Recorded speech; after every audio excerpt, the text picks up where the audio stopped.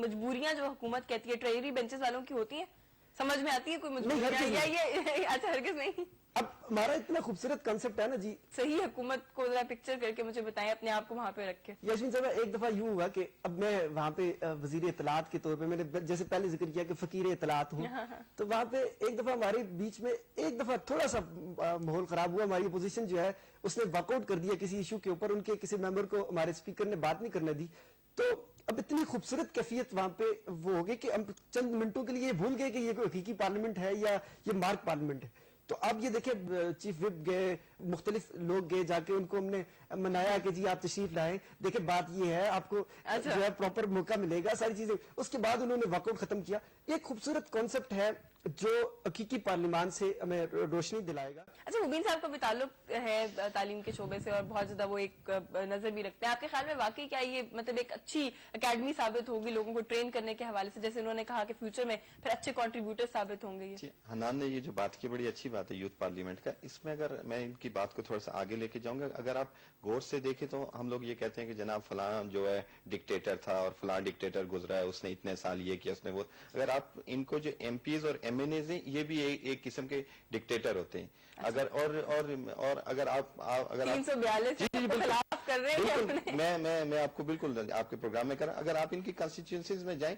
اگر آپ اس چیز کو دیکھیں غور سے, جیسے انہوں نے کہا کہ یہاں پہ آپ کی یہ جو بیسک گورنمنٹ کا جو ہے یہ کنسپٹ ہونا چاہیے, تو آج تک کسی بھی آپ کی الیکٹڈ جو ہے وہ گورنمنٹ نے پاکستان میں جو ہے وہ بیسک گورنمنٹ کے الیکشنز نہیں کروائے. ابھی بھی آپ اگر اس چیز کو دیکھیں تو یہ بھی تو یہ لوگ نہیں چاہتے کہ ان کے نیچے ایک ایسا جو ہے وہ سیٹ اپ آ جائے. اور یہ یہ جو MNAs MPAs ہوتے ہیں یہ چاہتے ہیں کہ یہ تھانہ کلچر بھی انہی کے ہاتھ میں ہو, ایجوکیشن بھی ان کے ہاتھ میں ہو, گلیاں بھی یہی بنوائیں, تاکہ جو ہے وہ لوگ کسی دوسرے وہ اپنی پاورز کو جو ہے نا وہ ڈیوائڈ نہیں کرنا چاہتے. اچھا, پاورز ڈیوائڈ, جی بالکل, وہ اپنی پاورز کو نہیں ڈیوائڈ, وہ نہیں چاہتے کہ کوئی ناظم نیچے سے اور اس کی بھی کوئی چھوٹی موٹی اس کی کوئی پاور اس کی کوئی بن جائے, یا وہ بھی کسی کا کچھ کام جو ہے کر سکے. تو یہ یوتھ پارلیمنٹ بہت اچھا ہے, اور اس سے کیا ہوگا کہ فیوچر میں لوگوں میں ایک سوچ آ جائے گی, ایک اویئرنیس آ جائے گی کہ کس کی کیا ڈیوٹیز ہیں اور اس کو جو ہے وہ کیا کرنا چاہیے. اس وقت تو میں تو یہ کہوں گا کہ ہمارے جو یہ 342 ہیں ان کا ایک ہی ہوتا ہے کہ یہاں پہ ان کے نیچے کوئی گورنمنٹ نام کی چیز ہی نہیں ہونی چاہیے. ان کا ایک آرڈر جائے, خواہ وہ اسکول میں جائے, خواہ وہ گلی کے لیے جائے, خواہ وہ تھانے میں جائے, خواہ پٹواری کے پاس جائے, بس ان کی ایک جو ہے اس کے اندر وہ گورنمنٹ ہوتی ہے. تو میں اسی آپ کے جو ہے وہ فورم سے میں پریزیڈنٹ آف پاکستان سے اس چیز کی میں درخواست جو ہے میں کرنا چاہوں گا کہ ہمارا یہ جو بیسک ڈیموکریسی جو ہے, ہماری یہ جو لوکل جو گورنمنٹ ہے, ان کو جو ہے تقویت دی جائے, ان کے الیکشن جو ہے کروائے جائیں, تاکہ جو ہے گراس روٹ لیول پہ کام ہو سکے. آپ کا یہ جو سسٹم تھا گزشتہ 8 سال سے جو چلا, اس نے یعنی کہ اس کو ختم کرنے کے حوالے سے جو کبھی کبھار بات آتی ہے آپ اس کو سپورٹ نہیں کرتے, آپ کے خیال میں غلط فیصلہ ہوگا؟ اگر آپ اس کا سروے اگر آپ کرواتی ہیں پاکستان میں, تو اکثر لوگ اس کی تائید میں, ان کے چھوٹے چھوٹے کام ہوئے, دیکھیں MPAs MNAs کا آپ کا فون ہی نہیں اٹھاتے, اور وہ یہ بھی نہیں چاہتے کہ ان کا نیچے کوئی دوسرا آدمی ہو جو کسی کے مسائل پہ کچھ جو ہے وہ توجہ دے سکے. تو ناظمین ایک ایسی چیز ہوتی ہے کہ جس کی پہنچ جو ہے وہ ایک گاؤں والا اور ایک عام آدمی ہے جو اس کی پہنچ میں ہوتا ہے. فنڈنگ ان کی بڑی شارٹ ہوتی ہے, چھوٹے موٹے آپ کی گلیاں نالے یا چھوٹے موٹے جو کام ہوتے ہیں اسٹریٹس وغیرہ, یہ کام تو وہ کرواتے ہیں, لیکن لوگوں کے مسائل میں ان کے لیے بڑے ہیلپ فل ہوتے ہیں. کسی کو کوئی پٹواری تنگ کر رہا ہے تو اس کو وہ وہاں پہ روک دیتے ہیں, کسی کے تھانے میں اس کو جو ہے وہ اس کو تنگ کیا جائے. آپ کا اپنا انالیسس کیا ہے کہ کیوں ختم کرنا چاہتے ہیں اس سسٹم کو؟ یہ خالی اس چیز کے نظر ہو رہا ہے کہ کیونکہ پچھلی حکومت کا انیشیٹو تھا. 2 ریزنز ہیں اس میں. ایک تو یہ ہے کہ ہمارے پاکستان میں یہ ہوتا ہے کہ پچھلی گورنمنٹ نے خواہ اچھا کیا یا برا کیا ہے, اس کو وہاں سے ہٹا دیا جائے. پالیسیز کا کوئی پاکستان میں آپ کو پتا ہے کسی بھی چیز کا تسلسل نہیں ہوتا. اگر آپ پوری دنیا میں دیکھیں تو جو ہے وہ پالیسیز چلتی رہتی ہیں, جو چہرے اس پہ چینج ہوتے رہتے ہیں. دوسری چیز, جیسے میں نے آپ کو اس چیز پہ میں نے ذکر کیا کہ کوئی بھی ایم این اے یا MPA itself وہ ایک چھوٹا قسم کا ڈکٹیٹر ہوتا ہے. وہ نہیں چاہتا کہ اس کی کانسٹیچوئنسی میں 5-10 لوگ جو ہے وہ ناظمین جو ہے وہ بن جائیں, ان کی چھوٹی چھوٹی جو ہے وہ پاورز ہو جائیں. ان کو وہ یہ چاہتا ہے کہ یہ ڈیوائڈ رہیں, ان میں جو ہے پاورز نہ آ جائے, اور لوگ جو ہے وہ ڈائریکٹلی اس کے جو ہے وہ محتاج نہیں. ان کو ایک اسکول کے لیے, ایک تھانے کے لیے اور ان چیزوں کے لیے اس کو جا کے اپلیکیشن دے دیں. جی یاسین صاحب, میں مبین صاحب کی بات میں ایک بات جو ہے وہ پلس کرنا چاہ رہا ہوں کہ اب یہ جمہوریت کے جو متوالے ہیں, جو جمہوریت کے شدائی ہیں, جو پیپلز پارٹی جو کلیم کرتی ہے کہ وہ حقیقی جمہوریت کے خواب کو تعبیر کی صورت میں کنورٹ کرے گی, ان کے لیے یہ بہت بڑا امتحان ہے کہ وہ بنظیر بھٹو, وہ زیڈ بھٹو جو اقتدار کو نچلی سطح پہ منتقل کر کے, جس نے جو ہے اقتدار کو مخصوص گھرانوں کی سے نجات دلا کے گراس روٹس لیول پہ ایک کسان کے، ایک آری کے، ایک جو ہے مزدور کے بیچ میں لایا تھا، ان کے لیے بہت بڑا امتحان ہے کہ اگر یہ پیپلز پارٹی کی گورنمنٹ میں اقتدار کی نچلی سطح پہ منتقلی کے عمل کو ختم کر دیا گیا تو میں سمجھتا ہوں کہ یہ ان کی سیاسی تاریخ کا ایک سیاہ باب ہوگا، اور یہ اس کو کبھی بھی جو ہے کوئی ان کا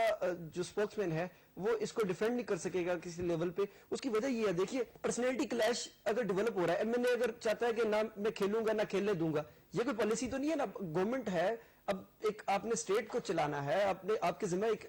پاکستان چلانے کی ذمہ داری ہے، آپ سے جو ہے ویسے ساری عمارت کا حکومت یہ امتحان کام نہیں دے کر رہی، ٹاپ لیول پہ بھی ایسے کام نہیں ہو رہا کہ نہ کھیلیں گے نہ کھیلنے دیں گے، نہ خود کچھ کرنا ہے نہ کسی کو اختیارات منتقل کرنے کے، کوئی اور کوئی کام کر لے. دیکھیے اس کے لیے جو انہوں نے جیوے پاکستان فورم بنایا تھا جو ناظمین نے، گو کہ اس میں بھی کچھ وڈیرے انوالو ہیں، ڈسٹرکٹ ناظمین سارا کچھ، لیکن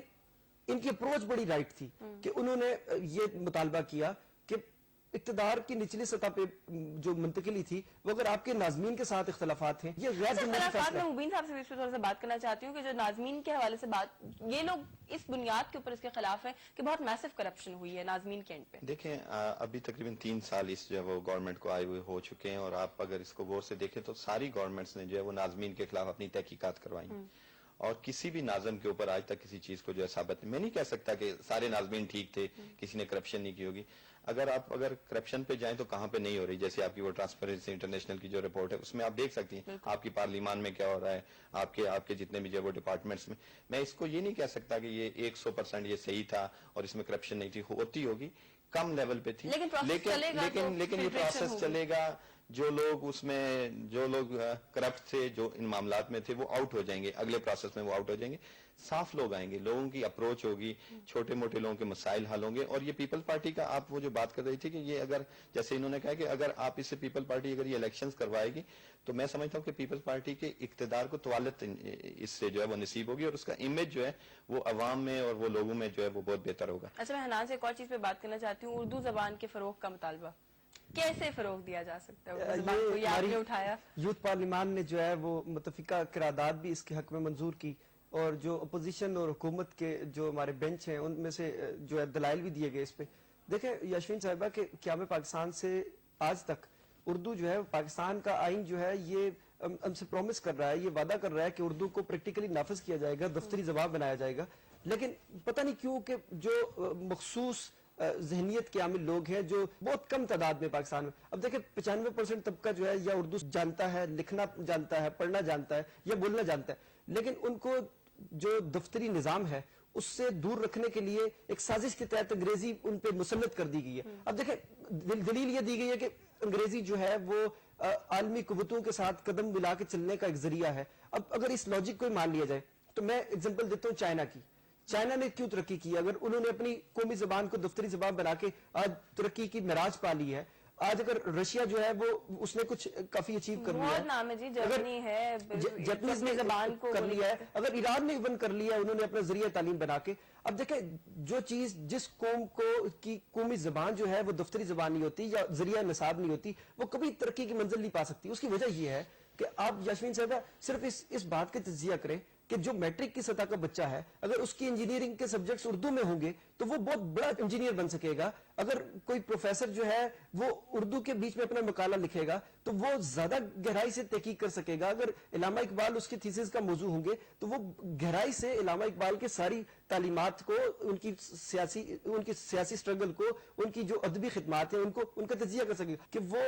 سوسائٹی کے بیچ میں جن لوگوں کو جانتا ہے یا جن لوگوں کی جن اساتذہ کرام کی وہ معاونت لے گا یا جن سے وہ اس میں روشنی حاصل کرے گا، وہ سارے تو ان کا ذریعہ نصاب تو اردو رہا ہوگا یا وہ اردو کے بیچ میں ان اور کی ہم دسترس کتنے ہوگی. بھی اپنے آپ کو چیمپئنز کہہ لیں، کتنے بھی ہم کہہ لیں ہماری ایکسپرٹیز ہے انگریزی زبان میں، جو ایکسپریشن ہم اپنی زبان میں دے سکتے ہیں وہ اس طرح سے آپ خود کو ایکسپریس نہیں کر سکتے کسی دوسری زبان میں. جی اس میں دو باتیں میں مزید ایڈ کرنا چاہوں گا کہ آپ دیکھیے کہ جو سرحد حکومت تھی اس نے میں کہتا ہوں کہ انہوں نے پریکٹیکل کوشش نہیں کی اردو کے نفاذ کی، انہوں نے ایک مزاحیہ کوشش کی ہے کہ یہ ایک بوڑھا مذاق تھا کہ جو انہوں نے اردو کے نفاذ کے لیے نوٹیفکیشن جاری کیا وہ بھی انگلش میں تھا.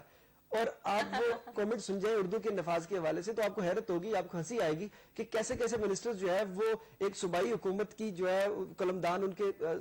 سپرد کر دیا جاتا ہے. اور صرف अब देखें MMA मतलब सीरियसनेस की जो एक कमी दिखाई फुकदान है। देती है, फुकदान है, उस फुकदान को हमें वो और देखिए करना है। उर्दू के नफाज